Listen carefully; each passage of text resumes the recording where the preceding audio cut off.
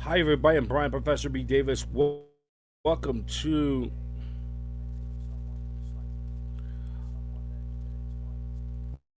Professor B here for for Niners Radio 49 here in our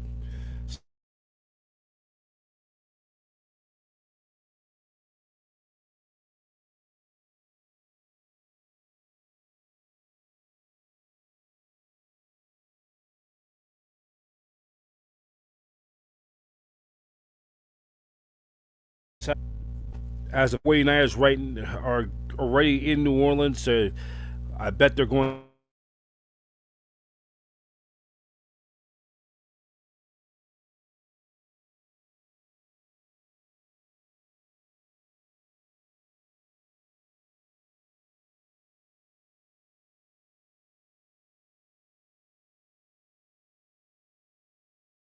to. That's an early morning kickoff tomorrow morning. Tomorrow, filling in for Greg Papa, him and Tim Ryan with the call. So we are going to hear from Kyle Shanahan. Of course, Brock Purdy will not play tomorrow or against the Cardinals for at least the next two games, maybe longer, dealing with that turf toe injury. So we're going to have Kyle Shanahan's presser, and then we'll have a Niners radio flashback as well. We're going to take a look back from a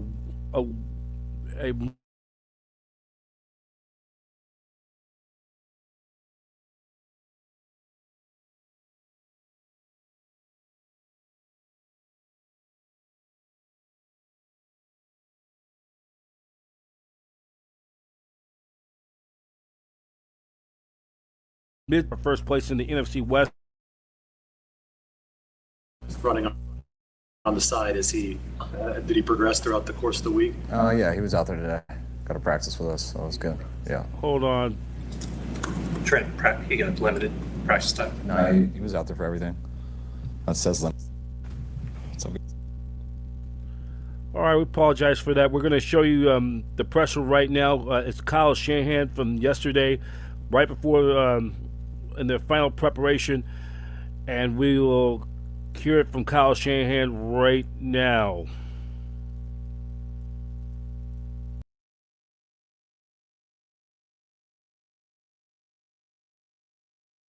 guys. All right, injuries for the game. Brock Purdy will be out. Trent Williams questionable. Juwan Jennings questionable. Go ahead. Where's Trent at right now? I saw him running on the side. Did he progress throughout the course of the week? Yeah, he was out there today. Got to practice with us, so it was good. Yeah. Trent, he got limited practice time. No, he was out there for everything.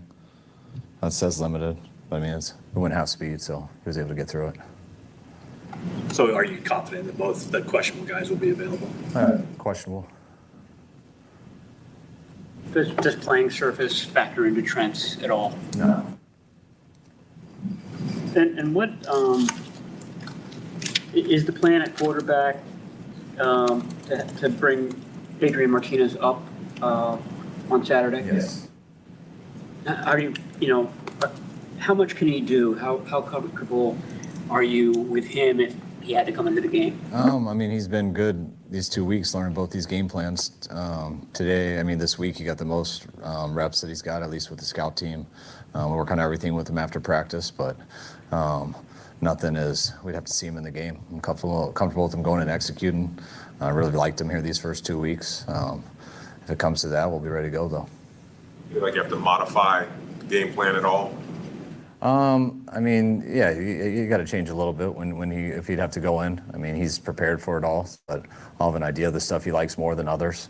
We don't tell him. I mean, he's been here 2 weeks, so he learns the game plan for the week like everyone else, but you don't tell a guy, hey, just take these 10 plays. You try to tell him to learn the whole game plan, but I always want to know what he's most comfortable with, and hopefully we can stick with that if the game allows us to.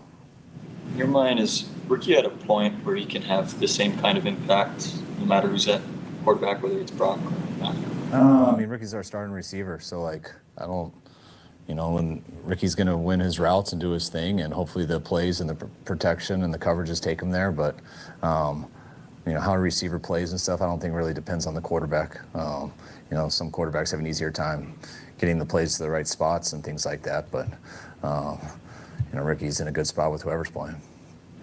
Had a lot of injuries the past few seasons. Do you start to feel like sometimes maybe you're snake bit? I don't know. I think 23, I think we were the healthiest team in football. From what stats have told me or people have told me. Last year we weren't. This year it hasn't been good so far, but we'll see how it ends up.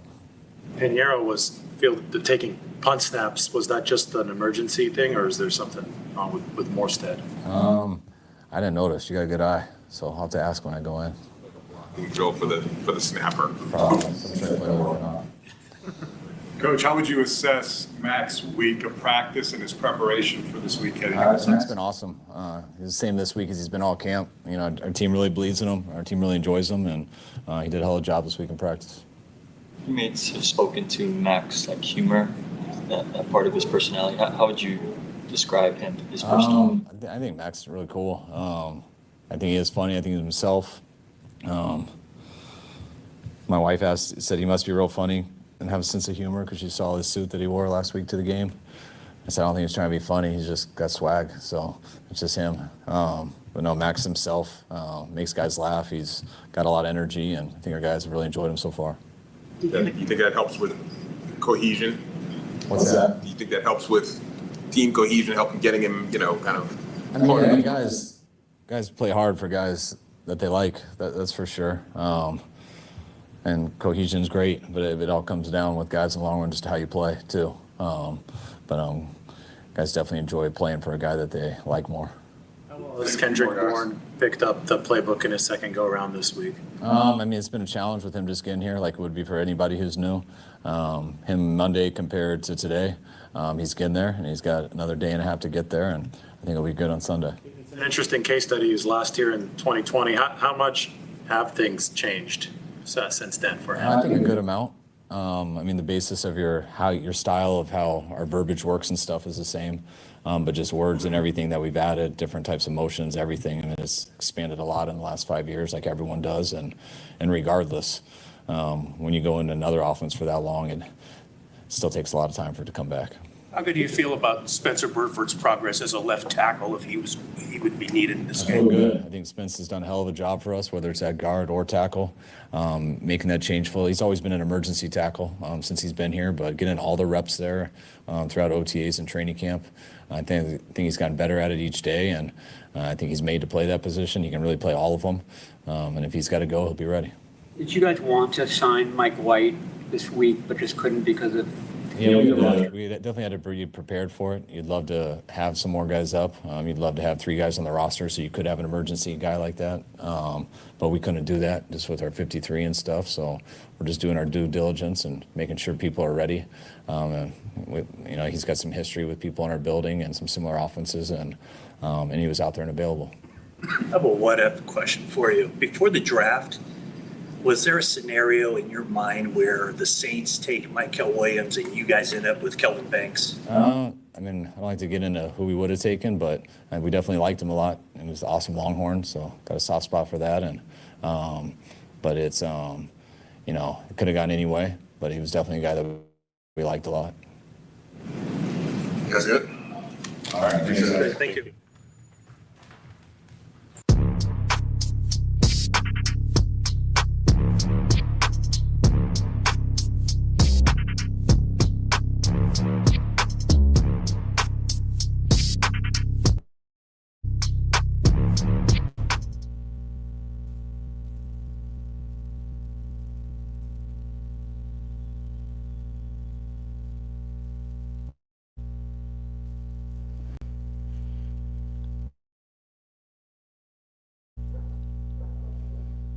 All right, that's Kyle Shanahan giving the update yesterday at the presser. Hold on.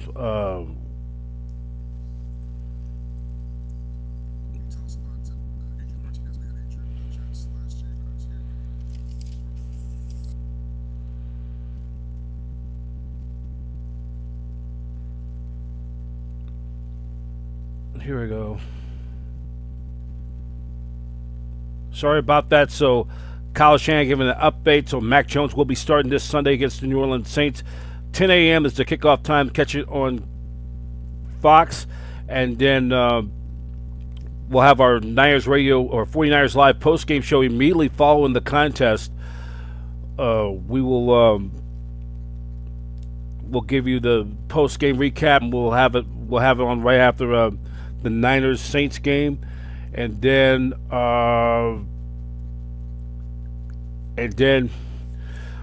that will be our post-game right after. So then the Niners trying to go to 2-0 of this 2025 campaign.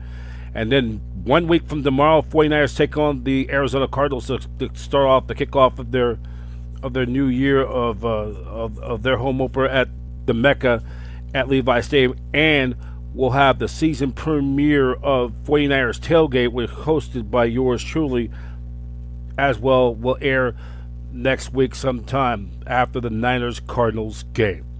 So let's take this quick time out. When we come back, we'll have our Niners Radio 49 flashback. We're going to go back to a game from Week 16 of the 1988 regular season. Niners taking on the New Orleans Saints for a head-to-head showdown for first place in the NFC West, and this was a big one. A lot of people forget the 49ers and Saints used to be old NFC West rivals, and there were some games always have gone right down to the wire. So we'll take this time out, and when we come back, we'll continue on.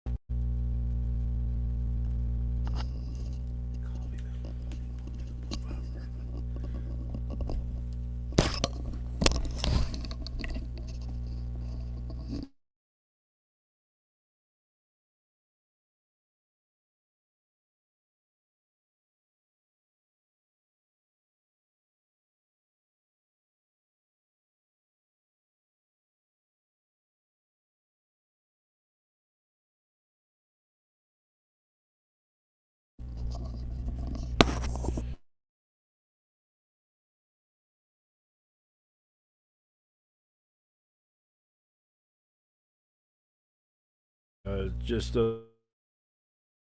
cutting out a year ago. Here we go now. So here on Niners Radio 49, getting ready for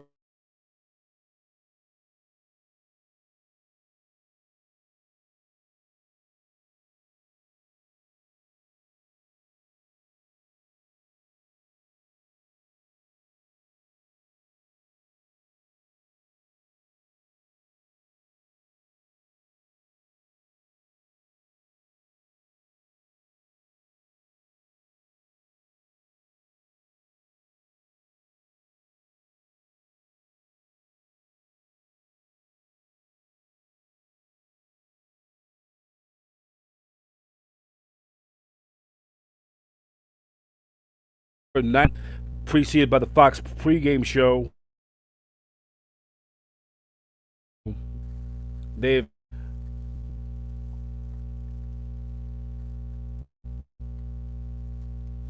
77 times,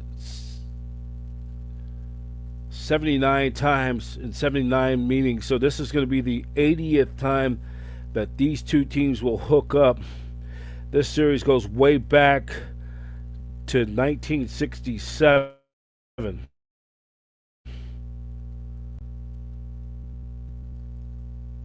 And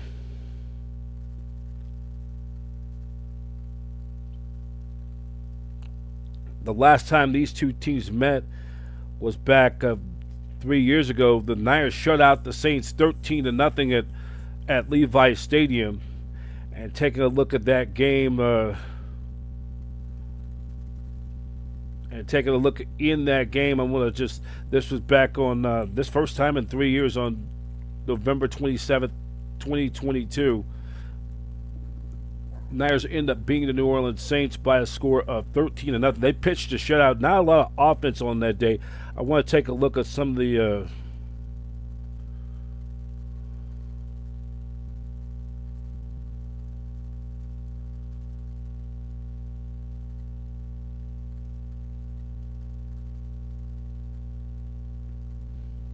from November 27th, 2022.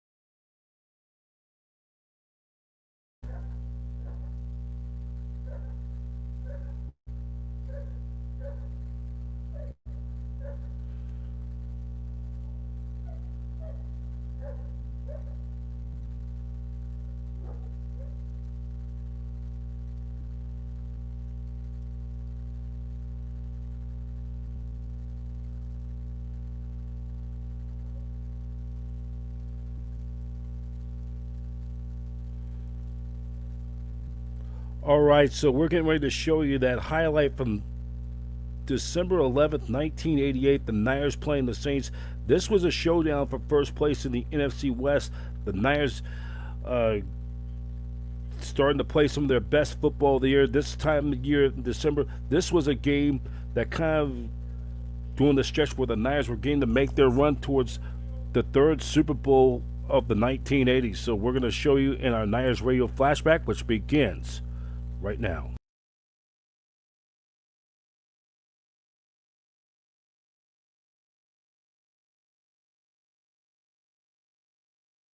Francisco home to a head-to-head duel for the division lead. Deadlock for first in the NFC West, the Saints and Niners both knew that the winner would have the inside track to the division title. But San Francisco moved quickly to establish control of the game, proving to upstart New Orleans that their turn at the top would have to wait another day.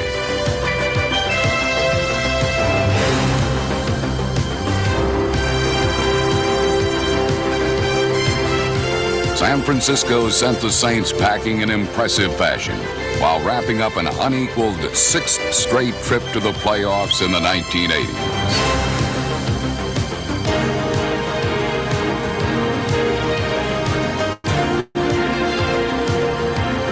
Montana back to throw, steps up, throws, has Taylor wide open, 45, 40, in front, 30, 20, 10, touchdown, 49ers. The Niners soon went from playoff participants to division champs.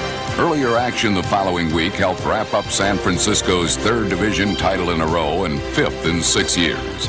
The results lessened the impact of the final regular season game.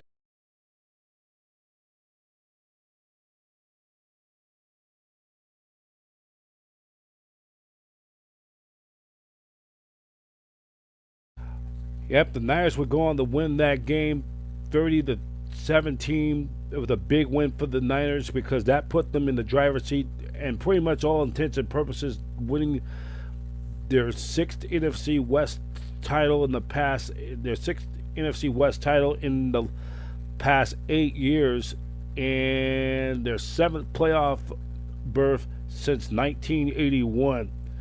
So the Niners end up winning that game by a score of 30-17, I believe.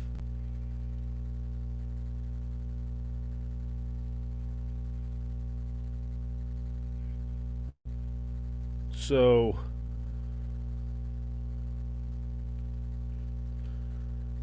it was a big win for the 49ers because they now had already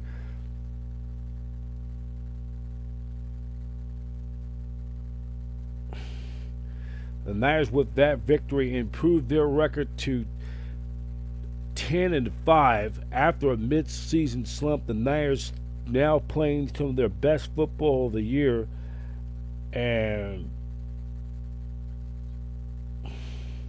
that game was from December 11th, 1988, and I'm going to pull up the stats from that game.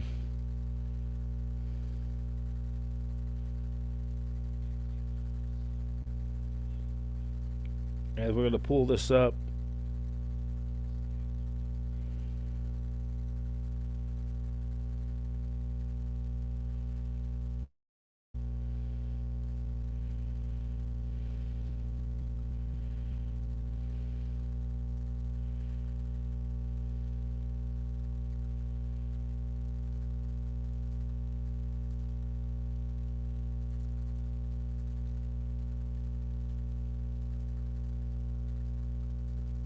Here we go. So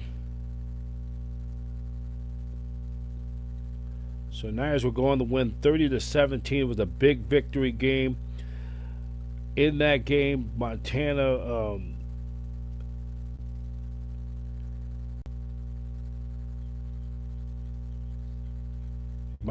was 18 out of 29 in the contest. Threw for 233 yards. He threw a touchdown, threw one interception. He was sacked twice. And then Roger Craig had a monster game. 22 carries for 115 yards and a touchdown. His longest was at 28. he also caught two balls for 7 yards. He ended up having 122 all-purpose yards in the game, but John Taylor had a phenomenal game, and he'll be heard from as the Niners making their run towards their third Super Bowl of the decade. Targeted 5 times, 2 catches, 77 yards, including a big 68-yard touchdown strike from Joe Montana that put away the game. And then for Bobby Hebert, he was 19 out of 34, 170 yards. He threw a touchdown pass, intercepted once, sacked twice.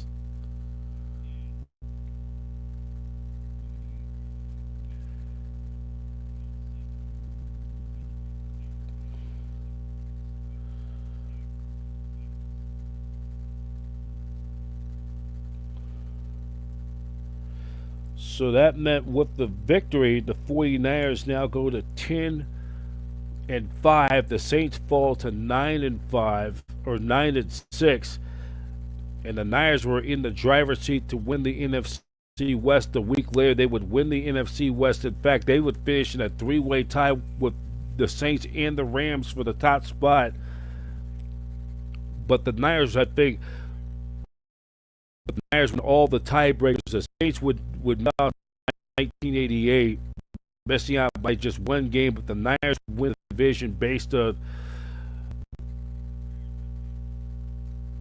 tiebreakers because they were going to most likely the win because they would have the tiebreaker advantage over the Saints and then the tiebreaker advantage over the Rams based on divisional record, and the Niners would lose the final in the regular Sunday finale, Week 16 against the Rams, which that game meant nothing for them because they had wrapped up the NFC West and they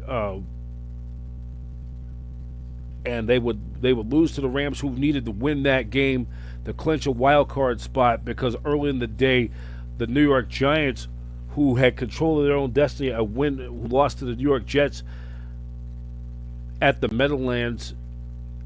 As a result of that, their loss gave the Philadelphia Eagles the NFC West or the NFC East title, with both teams finishing tied at 10-6, but with the Eagles winning the tiebreaker by virtue of beating the Giants twice in the regular season, gave them the division title.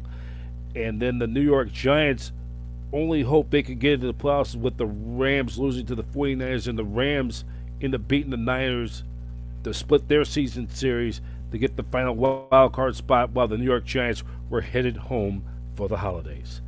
So that's going to do it for this edition of 49ers Live today on Niners Radio 49. I'd like to thank all of you for being on the show.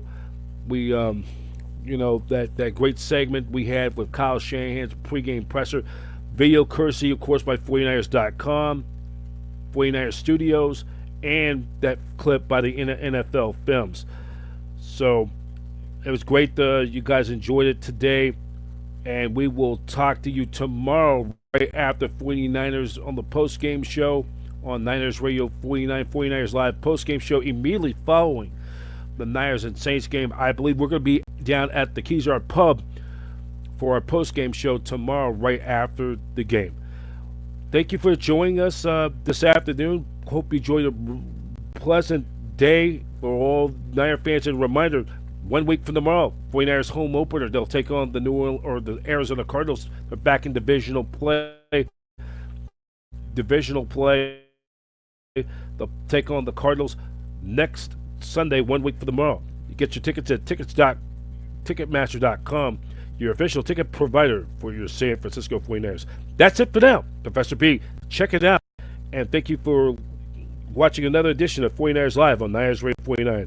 49ers Live is a exclusive presentation of Niners Radio 49 in association with the Satellite Digital Media News Network, where every team is a fan, every fan is a voice, the network home of champions. Wish all of you a very pleasant good afternoon. Take care, everybody.